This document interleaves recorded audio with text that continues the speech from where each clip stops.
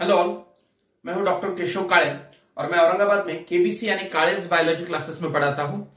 ये 11th standard का 11th lecture है। लास्ट लेक्चर में हमने पढ़ा था फ्लैजेलम और सीलिया के बारे में, साथ में सेंट्रियोल भी कंप्लीट किया था। आज हम पढ़ने वाले हैं साइटोस्केलेटन। तो साइटोस्केलेटन क्या होता है, इसके नाम की तरफ देखते हैं। साइटो इज फॉर साइटोप्लाज्म और स्केलेटन इज फॉर स्केलेटन। जैसे हमारे बॉडी में बोन्स होते हैं एज ए स्केलेटल टिश्यू, वैसे ही हर सेल के अंदर 3 कंपोनेंट होते हैं। सपोज ये कोई एक सेल है, हमारा बोन, वो हमारे जो बोन्स होते हैं जो वो जैसे हमारे बॉडी का एक डेफिनेट शेप मेंटेन करते हैं, हमारे बॉडी को एक फिक्स फॉर्म देते हैं, वैसे ही हर सेल के साइटोप्लाज्म में ये कोई एक सेल है और ये उसका न्यूक्लियस है। तो इसके साइटोप्लाज्म में आपको 3 तरह के कंपोनेंट्स दिखेंगे। एक होगा ऐसा धागा, ऐसे धागे दिखेंगे आपको, कई ऐसे धागे दिखेंगे। दूसरा आपको ऐसे ट्यूब्स भी दिखेंगे वहां पे, ये देखिए ये ट्यूब है जिसके अंदर ये ल्यूमेन है। ये सब कुछ माइक्रोस्कोपिक होता है, इलेक्ट्रॉन माइक्रोस्कोप के अंदर देखना होता है इस सारी चीजों को। और तीसरा जो कंपोनेंट है वो इस फिलामेंट से जरा सा डायमीटर वाइज बड़ा फिलामेंट आपको दिखेगा। सपोज यहां पे ये थिक तीसरा कंपोनेंट है। तो साइटोस्केलेटन 3 कंपोनेंट से बना है, 1 2 3। पहला जो कंपोनेंट है उसे कहते हैं माइक्रो। इन ट्यूबल्स को क्या कहते हैं? माइक्रोट्यूबल। देखो बच्चों, इन सारी चीजों को देखने के लिए माइक्रोस्कोप की जरूरत होती है, वो काफी छोटे होते हैं, इसलिए इनके नाम के आगे माइक्रो लगा है। Micro is for microscopic. Tubule क्यों? क्योंकि वो ट्यूब है, उसके अंदर ल्यूमेन है, तो ये माइक्रोट्यूबिल हुआ। दूसरा, ये जो लाल कलर के धागे दिख रहे हैं ये फिलामेंट्स है, फाइबर्स है। तो यहां पे ये ऐसे फिलामेंट जो है, ये माइक्रोस्कोपिक फिलामेंट को कहा जाता है माइक्रो फिलामेंट्स। माइक्रोफिलामेंट्स। और तीसरा, इन माइक्रोफिलामेंट से डायमीटर में थोड़ा सा बड़ा ये जो दिख रहा है फिलामेंट, यहां पे ये देखिए, ये थोड़ा सा बड़े ऐसे जो फिलामेंट्स होंगे, ये ब्लैक कलर में जो ड्रॉ कर रहा हूं मैं, डायमीटर वाइज ये बड़े हैं, इन माइक्रोट्यूबुल से। इनको कहते हैं intermediate filament. Intermediate filament.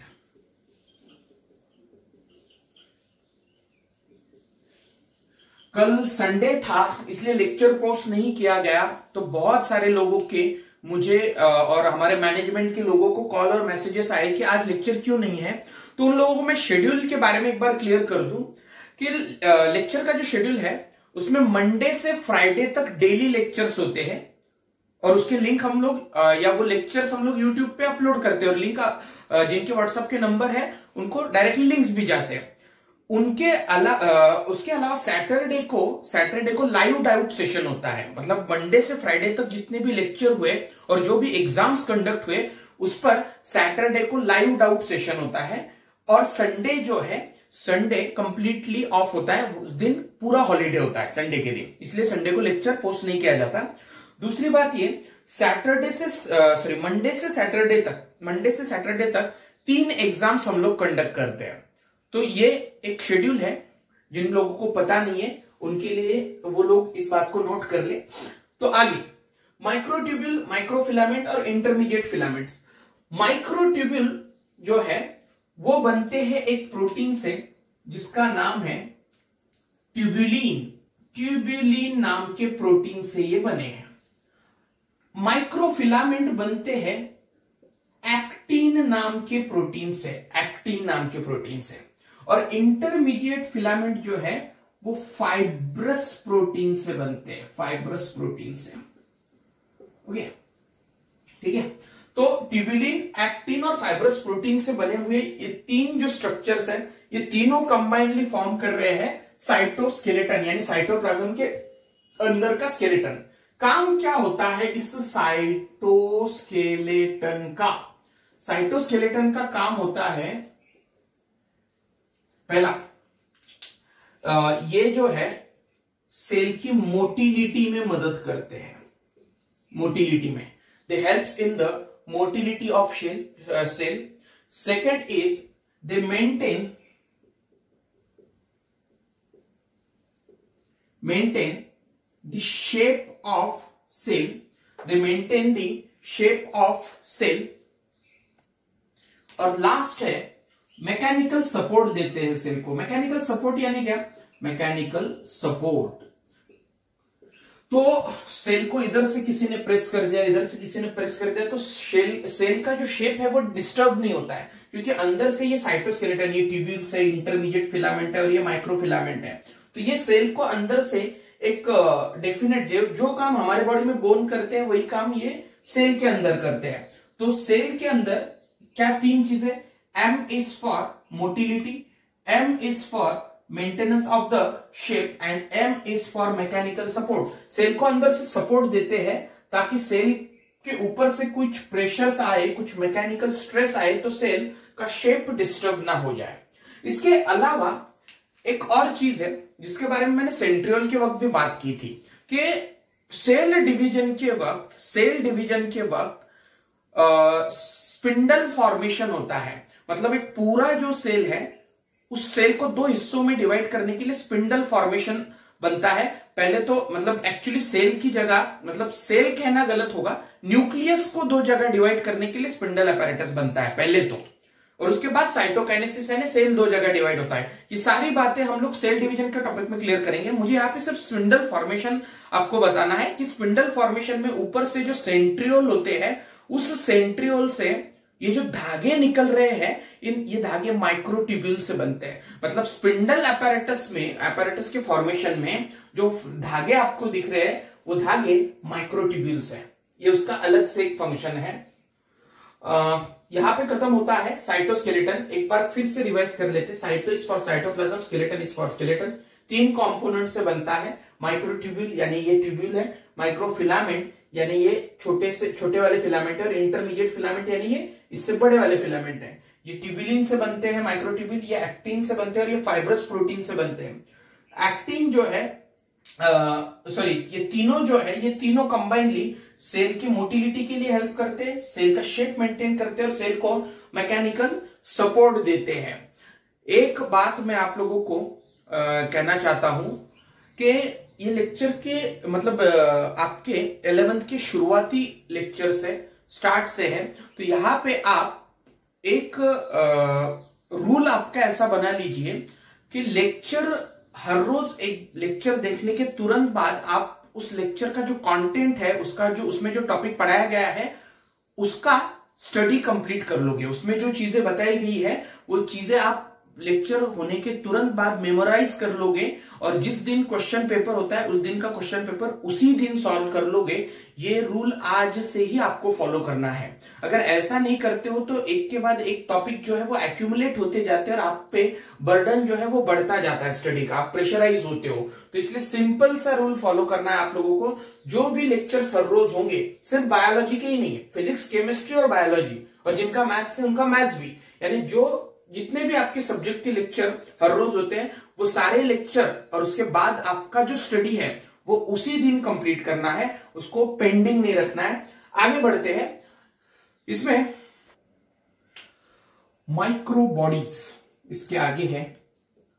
Micro bodies, micro is for microscopic और बॉडी इज फॉर बॉडी। तो यहां पे कुछ ऐसे माइक्रोस्कोपिक सेल के अंदर मेम्ब्रेन बाउंड स्ट्रक्चर्स होते हैं। सपोज ये सेल है, उसका न्यूक्लियस है, न्यूक्लियस के अंदर डीएनए या बाकी चीजें रहेंगी। तो यहां पे कुछ ऐसे मेम्ब्रेन बाउंड स्ट्रक्चर्स होते हैं, इनको माइक्रो बॉडीज कहा जाता है। माइक्रो बॉडीज में बेसिकली दो चीजें आती हैं। एक होता है पेरोक्सिसोम और दूसरा होता है ग्लायोक्सिसोम्स। पेरोक्सिसोम जो है, इसका नाम इसलिए है कि इसमें हाइड्रोजन पेरोक्साइड यानी H2O2 जो है उसका मेटाबॉलिज्म होता है। हाइड्रोजन पेरोक्साइड क्या है? हाइड्रोजन पेरोक्साइड ये तो इसकी बॉडी के अंदर जनरेट होता है, लेकिन हाइड्रोजन पेरोक्साइड आप लोगों में से बहुत से लोगों ने देखा होगा कि वो क्या है। जब भी आप लोगों को बचपन में कोई चोट लगती होगी, जिसमें छोटी सी इंजरी अगर वहां पे है, तो डॉक्टर जो है वो एक लिक्विड उस इंजरी पे डालते हैं आमतौर पे।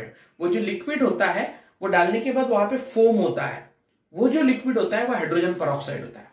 मतलब आप लोगों में से कई लोगों ने देखा होगा, एक जखमेवर जखम क्लीन करण्यासाठी जे लिक्विड टाकलं जातं की ज्याचा फेस होतो तिथं आणि नंतर मग ते क्लीन करून घेतलं जातं, तर ते हायड्रोजन परऑक्साईड असतं, H2O2. ते हायड्रोजन परऑक्साईड आपल्या बॉडीमध्ये पण म्हणजे सेलच्या आतमध्ये पण जनरेट होतं या परऑक्सिझोम नावाच्या सेल ऑर्गेनल मध्ये. तो होता क्या, ये परऑक्सिझोम बेसिकली डिटॉक्सिफिकेशन में इन्वॉल्व है. बॉडी में कई सारे टॉक्सिन्स होते हैं या कई सारे कंपाउंड्स का जो मेटाबॉलिज्म होता है, उस मेटाबॉलिज्म के दौरान टॉक्सिक प्रोडक्ट्स जनरेट होते हैं. जैसे कि ये हाइड्रोजन परऑक्साइड भी एक टॉक्सिक प्रोडक्ट है जो सेल को डैमेज कर सकता है. होता क्या है, परऑक्सिझोम जो है वो अल्कोहल जैसे कई मॉलिक्यूल्स को ब्रेक करते हैं और उस ब्रेकडाउन के दौरान वहां पे H2O2 जनरेट होता है. मतलब अल्कोहल ब्रेक करते समय उस मेटाबॉलिज्म के वक्त वहां पे H2O2 जनरेट होता है. ये H2O2 काफी ज्यादा हार्मफुल होता है जो सेल को डिस्ट्रॉय कर सकता है, इसलिए इसे फिर ब्रेक करने के लिए परऑक्सिझोम में कैटालेज नाम का एक एंजाइम होता है. कैटालेज, ये कैटालेज नाम का एंजाइम इस हाइड्रोजन परऑक्साइड को, तो ये जो कैटालेज है, ये कैटालेज इस H2O2 को H2O और पानी ऑक्सीजन में ब्रेक कर देता है. मतलब पानी और ऑक्सीजन में ब्रेक कर देता है. ये दोनों भी हार्मलेस प्रोडक्ट्स है, हार्मलेस प्रोडक्ट है. तो फिर से एक बार कह रहा हूं मैं, परऑक्सिझोम एक ऐसी बॉडी है, मेम्ब्रेन बाउंड स्ट्रक्चर है, जिसके अंदर एंजाइम्स होते हैं अलग अलग चीजों के मेटाबॉलिज्म के लिए, अलग अलग चीजों के डिटॉक्सिफिकेशन के प्रोसेस के लिए. तो उसमें से पहला है मतलब सपोज अल्कोहल है, अल्कोहल के मेटाबॉलिज्म के दौरान वहां पे H2O2 जनरेट होता है और ये H2O2 हार्मफुल है, इसको डिस्ट्रॉय. अब H2O2 जनरेट हो रहा है, H2O2 क्या है, इट इज हाइड्रोजन परऑक्साइड, इसलिए इस स्ट्रक्चर का नाम परऑक्सिझोम है. तो यहाँ पे H2O2 H2O और हाफ O2 में ब्रेक कर देता है कैटालेज नाम का एंजाइम. ये दोनों भी, पानी भी और ऑक्सीजन भी हार्मलेस प्रोडक्ट्स है. परऑक्सिझोम हर मतलब सारे यूकैरियोटिक सेल में प्रेजेंट होता है, whether it is a animal cell, plant cell, सारे यूकैरियोटिक सेल में, फंगल सेल, सारे यूकैरियोटिक सेल्स में परऑक्सिझोम होता है. नाउ ग्लाइऑक्सिझोम जो है, they are involve in the beta oxidation of fatty acids के बीटा ऑक्सीडेशन में ग्लाइऑक्सिझोम इन्वॉल्व है. साथ में ये ग्लाइऑक्सिझोम जो है, फैटी ऑक्सीडेशन मतलब it is a breakdown process of fatty acid. Fatty acids के ब्रेकडाउन का एक प्रोसेस है ये, जिसमें फैटी एसिड ब्रेक करके उसमें से एनर्जी रिलीज होती है. ग्लाइऑक्सिझोम जो है वो फैट को शुगर में कन्वर्ट कर देते हैं. और इस कन्वर्जन के बाद ये जो शुगर है, ये शुगर एनर्जी रिलीज करता है. ये प्रोसेस मोस्टली मतलब जर्मिनेटिंग सीड में कॉमनली होता है. जो सीड जर्मिनेट हो रहा आहे, म्हणजे नवीनच सीड तुम्ही जमिनीत टाकलं, तिथं सफिशियंट मॉइश्चर आहे, म्हणजे पाणी आहे, व्यवस्थित टेम्परेचर आहे, सगळ्या कंडिशन्स ज्या आहेत त्या फेवरेबल आहेत त्या सीडला जर्मिनेट व्हायला. तर सीड जर्मिनेट होऊन त्याच्यामधनं जेव्हा कळी किंवा कोंब बाहेर, नॉट कळी, कोंब जेव्हा बाहेर येतो, सीडलिंग जेव्हा बाहेर येतं, त्या प्रोसेससाठी जी एनर्जी लागते सीडच्या जर्मिनेशनसाठी, थोडक्यात काय, सीड पासून प्लांट बनण्याची जी प्रोसेस असते तिला जर्मिनेशन म्हणतात. आणि या प्रोसेसमध्ये जी एनर्जी लागते, कारण सीड तर फोटोसिंथेसिस करत नाही. फोटोसिंथेसिस केव्हा होईल, जेव्हा सीड मधनं प्लांट एक यंग सीडलिंग बाहेर येईल आणि त्याच्यामध्ये हिरवं काहीतरी एखादं लीफ असेल तर ते फोटोसिंथेसिस करेल. सीडमध्ये ग्रीन कलरचं काही नसतं, पण मग सीडला सीडलिंग बनवण्यासाठी किंवा जर्मिनेट होण्यासाठी लागणारी जी एनर्जी असते ती एनर्जी कशी मिळते, तर सीडच्या आतमध्ये जे ग्लायकोजेन असतात ते स्टोअर असलेल्या फॅटला शुगर मध्ये कन्वर्ट करतात आणि तो जो शुगर आहे त्याला ब्रेक करून त्याच्यापासून एनर्जी बनत असते. सो माइक्रो बॉडीज में दो स्ट्रक्चर आते हैं, पेरोक्सिसोम एंड ग्लाइकोजेन. पेरोक्सिसोम जो है इसका नाम इसलिए पेरोक्सिसोम है क्योंकि उसमें हाइड्रोजन पेरोक्साइड जनरेट होता है और ये कई सारे प्रोडक्ट्स के डिटॉक्सिफिकेशन में इन्वॉल्व है. इसमें सपोज अल्कोहल का डिटॉक्सिफिकेशन होता है. पेरोक्सिसोम लिवर की सेल में बहुत ज्यादा क्वांटिटी में होते हैं क्योंकि लिवर जो है वो बहुत से प्रोडक्ट्स को डिटॉक्सिफाई करने में इन्वॉल्व होता है हमारे बॉडी में. तो हाइड्रोजन पेरोक्साइड, अब हाइड्रोजन पेरोक्साइड खुद ही टॉक्सिक प्रोडक्ट है, तो इसको ब्रेक करने के लिए यहाँ पे कैटालिस्ट नाम का एक एंजाइम होता है जो हाइड्रोजन पेरोक्साइड को H2O और ऑक्सीजन में स्प्लिट कर देता है, दोनों भी हार्मलेस प्रोडक्ट्स है। Glyoxysome beta oxidation of fatty acid या फिर फैट को शुगर में कन्वर्ट करने का काम करते हैं और शुगर से एनर्जी मिलती है। ये प्रोसेस जर्मिनेटिंग सीड में बहुत ज्यादा कॉमन है, और क्योंकि जर्मिनेटिंग सीड में फोटोसिंथेसिस तो होता नहीं है, वो तो जर्मिनेशन के बाद होगा, तो सीड को प्लांटलेट में कन्वर्ट करने के लिए या सीडलिंग में कन्वर्ट करने के लिए, नॉट प्लांटलेट, सीडलिंग में कन्वर्ट होने के लिए जो एनर्जी चाहिए वो ग्लाइऑक्सिजोम जनरेट करके देते हैं। इसके बाद है स्पेरोसोम। ये छोटे छोटे छोटे ऑर्गेनल से एक एक दो दो लाइन के आपको, लेकिन इसके ये सिंगल लाइन पे भी एमसीक्यूज आते हैं, तो ठीक से समझ लेना और यहीं पे याद कर लेना। स्पेरोसोम जो है, spherosome fat synthesis and fat storage में काम आता है। ऐसा एक मेम्ब्रेन बाउंड ऑर्गेनल होता है जिसके अंदर फैट बनता भी है और स्टोर भी होता है। तो जो ऑयल प्रोड्यूसिंग सीड्स होते हैं, या ऑयल प्रोड्यूसिंग जो प्लांट्स होते हैं, उनके सेल्स के अंदर ये स्पेरोसोम्स काफी ज्यादा होते हैं। तो स्पेरोसोम जो है वो फैट सिंथेसिस और स्टोरेज के काम में आते हैं। अब यहाँ इसके बाद शुरू होता है लास्ट सेल ऑर्गेनल, और वो लास्ट सेल ऑर्गेनल सेल का सबसे इंपॉर्टेंट, यूकैरियोटिक सेल का सबसे इंपॉर्टेंट ऑर्गेनल है, जिसे हम कहते हैं न्यूक्लियस। ये जो न्यूक्लियस है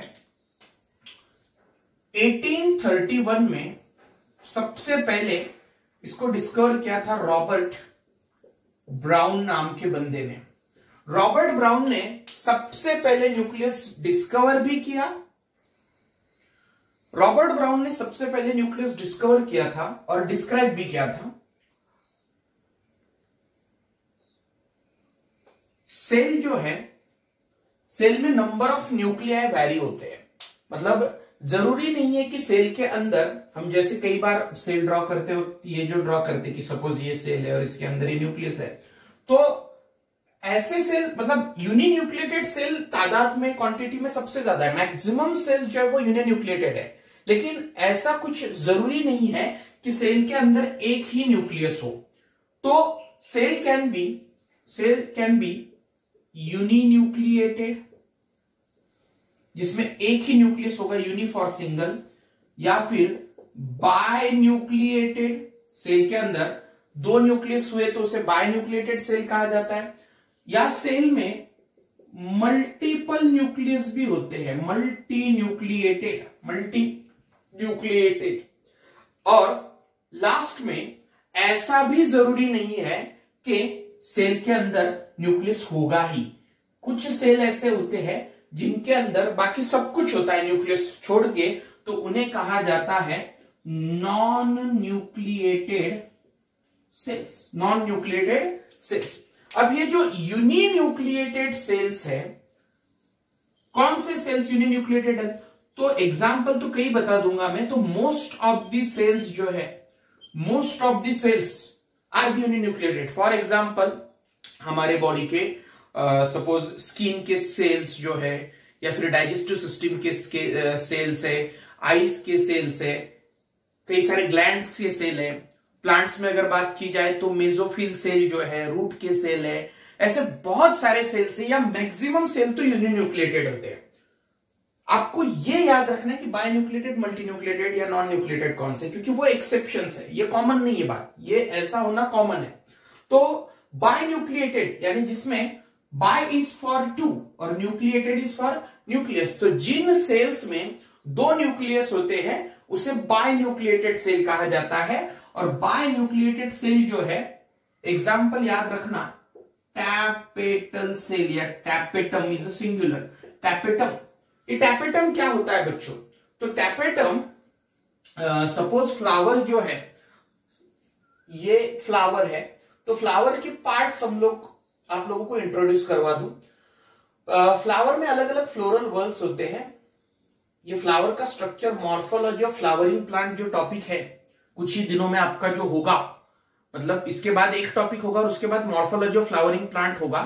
तो उस मॉर्फोलॉजी के वक्त में डिटेल स्ट्रक्चर पढ़ाऊंगा फ्लावर का, यहां पे सिर्फ इंट्रोड्यूस करवा रहा हूं।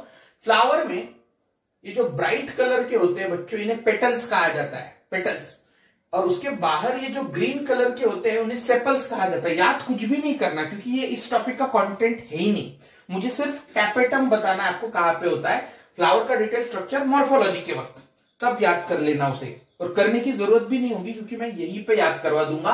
पूरा फ्लावर लेक्चर देखते देखते याद हो जाएगा आप लोगों को आगे। तो यहां पे तीसरा एक फ्लोरल वॉल होता है जिसे कहते हैं एंड्रोशियम, या फिर जिसे कहते हैं स्टेमेन। ये स्टेमेन जो है ये मेल फ्लोरल वॉल रिप्रेजेंट करता है क्योंकि इसमें मेल गैमेट होते हैं। और स्टेमेन का ये जो ऊपर वाला हिस्सा है जहां पे पोलन ग्रेन बनते हैं, स्टेमेन का ये जो ऊपर वाला हिस्सा है बच्चों जहां पे पोलन ग्रेन बनते हैं, उस हिस्से को कहा जाता है एंथर। इसे कहते हैं एंथर। और इस एंथर में पोलन ग्रेन को नरिशमेंट देने के लिए टैपेटल सेल्स होते हैं, टैपेटम होता है या टैपेटल सेल्स होते हैं। और ये टैपेटल सेल्स में न्यूक्लियस जो है वो 2 हो सकते हैं, 3 हो सकते हैं या 3 से ज्यादा भी हो सकते हैं। मतलब tapetal cell can be it can be binucleated और इट कैन बी मल्टीन्यूक्लिएटेड। फिर से बता रहा हूं, ये फ्लावर का स्ट्रक्चर एंथर क्या है, पोलन ग्रेन क्या है, वो मॉर्फोलॉजी के वक्त ज्यादा डिटेल होगा आपका। यहाँ पे सिर्फ टैपेटम क्या है, तो फ्लावर में एंथर होता है, एंथर के अंदर पोलन ग्रेन बनते हैं और पोलन ग्रेन को नरिशमेंट देने वाली सेल टैपेटल है। इतना ही याद रखना है। और याद क्या करना है कि वो बायन्यूक्लिएटेड भी हो सकता है या फिर मल्टी न्यूक्लिएटेड भी हो सकता है, मतलब 2 से ज्यादा भी न्यूक्लियस वहां पे हो सकते हैं। टैपेटल सेल्स, टैपेटम या फिर टैपेटल सेल्स। और ये जो टैपेटल सेल्स होते हैं बच्चों, ये पोलन ग्रेन को नरिशमेंट देते हैं और ये मल्टी न्यूक्लिएटेड होते हैं या फिर बायन्यूक्लिएटेड, मतलब उसमें 1 से ज्यादा न्यूक्लियस होते हैं, न्यूक्लियाई होते हैं। 2 भी हो सकते हैं, 3 भी हो सकते हैं, उससे ज्यादा भी हो सकते हैं। दूसरा, एनिमल्स में या फिर यू को हमारे में कौन से सेल मल्टी न्यूक्लिएटेड है, तो हमारे में स्केलेटल मसल्स जो होते हैं, स्केलेटल मसल्स यानी वो मसल जो आपके बॉडी के बोन्स पे अटैच है, जो वो मसल जो आप ताकत दिखाने के लिए यूज करते हो। ये बाइसेप जो मसल है, स्केलेटल मसल है, आपके थाई के मसल, आपके बाकी पैरों के नी के नीचे जो मसल्स हैं, फोरआर्म के मसल, सारे मसल जो बोन से अटैच है उन्हें स्केलेटल मसल कहा जाता है। और स्केलेटल मसल का एक सेल अगर देखो आप, तो उस सेल में कई सारे न्यूक्लियस होते हैं, बहुत सारे न्यूक्लियस होते हैं, इसलिए वो भी मल्टी न्यूक्लिएटेड सेल है। अब यहां पे एक पॉइंट आता है जो एनसीईआरटी के बाहर है और उस पे एमसीक्यू भी है। तो पॉइंट ये है कि multinucleated cell in animal का कोई अगर मल्टी न्यूक्लिएटेड सेल है बच्चों, तो उसे क्या कहते हैं, तो कहते हैं उसे सिनसाइशियम। याद रखना यही पे point, the multinucleated cell. जैसे कि मसल सेल जो है हमारा, उस मसल सेल में ढेर सारे न्यूक्लियस है, it is a multinucleated cell, इसलिए उसे कहोगे सिनसाइशियम। वहीं पे मल्टी न्यूक्लिएटेड सेल अगर प्लांट का है तो उसे कहा जाता है, क्वेश्चन है ये दोनों भी पॉइंट, ये सिनसाइशियम भी और ये सीनोसाइट। मतलब अगर टैपेटम मल्टी न्यूक्लिएटेड है, टैपेटल सेल अगर मल्टी न्यूक्लिएटेड है तो उसे क्या कहोगे, सीनोसाइट। और वहीं पे हमारा जो स्केलेटल मसल का सेल है उसे कहते हैं सिनसाइशियम। नॉन न्यूक्लिएटेड, इस पे भी 2 नाम याद रखने आपको जो एमसीक्यूज है, दोनों भी।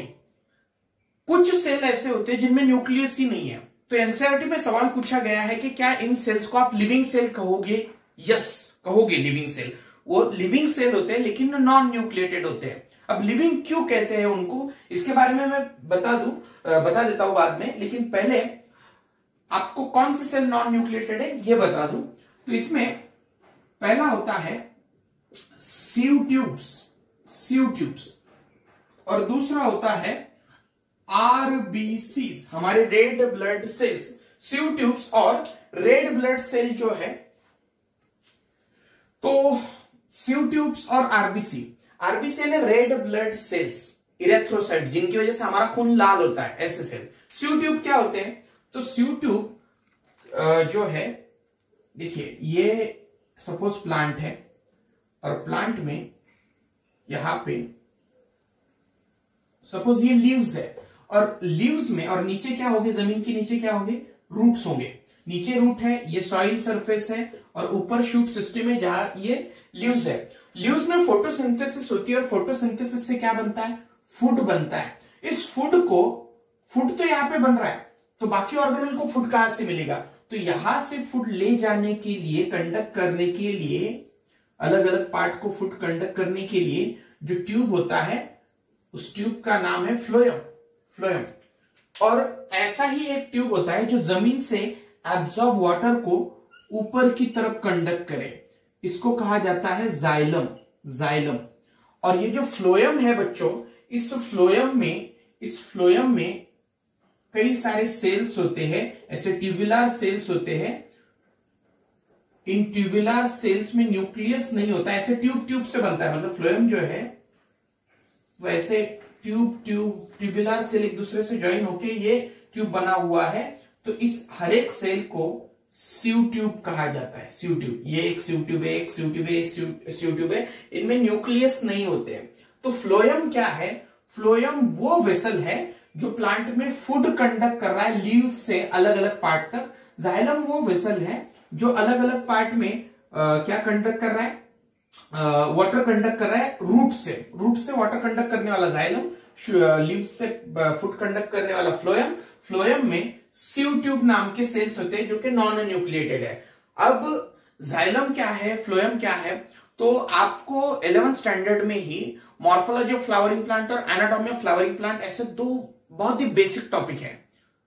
तो हम लोग इसके बाद एक टॉपिक लेंगे और उसके बाद मॉर्फोलॉजी स्टार्ट करने वाले। मतलब यहां से थर्ड जो टॉपिक हमारा रहेगा वो मॉर्फोलॉजी रहेगा। तब ये सारी जो चीजें हैं, ये सारी चीजें आपको आसानी से याद हो जाएंगी। जाइलम क्या होता है, फ्लोएम क्या होता है, सीव ट्यूब का जिक्र वहां पे भी आएगा, सीव ट्यूब के आसपास कौन से सेल होते हैं, ये सारी बातें हम लोग उस टॉपिक के लेक्चर में करेंगे। आज सिर्फ इतना पता होना जरूरी है कि प्लांट में सीव ट्यूब जो कि फ्लोएम को फॉर्म करते हैं उनमें न्यूक्लियस नहीं है, और आरबीसी जो होते हैं हमारे, उन आरबीसी में भी न्यूक्लियस नहीं होता है। अब मैंने कहा था कि ये लिविंग है या नॉन लिविंग, तो ऑब्वियसली वो लिविंग है। क्यों लिविंग है, क्योंकि उनमें मेटाबॉलिज्म होता है, उनमें अलग अलग रिएक्शंस होते हैं, उनमें अलग अलग मेटाबॉलिक प्रोडक्ट्स बनते हैं, अलग अलग मेटाबॉलिक प्रोडक्ट्स उसमें ब्रेकडाउन भी होते हैं। आरबीसी में बच्चों यहाँ पे क्वेश्चन याद रखना, जो मैंने इससे पहले भी माइटोकॉन्ड्रिया के वक्त भी कहा था कि आरबीसी जो है, आरबीसी में न्यूक्लियस नहीं है, आरबीसी में माइटोकॉन्ड्रिया नहीं है, आरबीसी में एंडोप्लाज्मिक रेटिकुलम और गोल्गी कॉम्प्लेक्स भी नहीं होते हैं। मतलब आरबीसी लैक्स ईआर, उसके साथ माइटोकॉन्ड्रिया ये और गोल्गी कॉम्प्लेक्स नहीं होते हैं आरबीसीज में। ओके, नाउ हमने शुरू किया है न्यूक्लियस। किसने डिस्कवर और डिस्क्राइब किया है, रॉबर्ट ब्राउन ने। कब किया है, 1831 में। न्यूक्लियस अगर एक सेल में एक ही न्यूक्लियस है तो सेल यूनिन्यूक्लिएटेड है। Most of the cells are uninucleated in plants and animals. Cell में अगर दो न्यूक्लियस है तो it is binucleated. Tapetal cells उसके एग्जांपल है। मल्टी न्यूक्लिएटेड में दो से ज्यादा न्यूक्लियस होते हैं। अब मल्टी न्यूक्लिएटेड सेल अगर एनिमल का है तो उसे कहते हैं सिनसाइशियम, और प्लांट का अगर है तो सिनोसाइट। और नॉन न्यूक्लिएटेड आरबीसीज और सीव ट्यूब्स जो है वो नॉन न्यूक्लिएटेड होते हैं।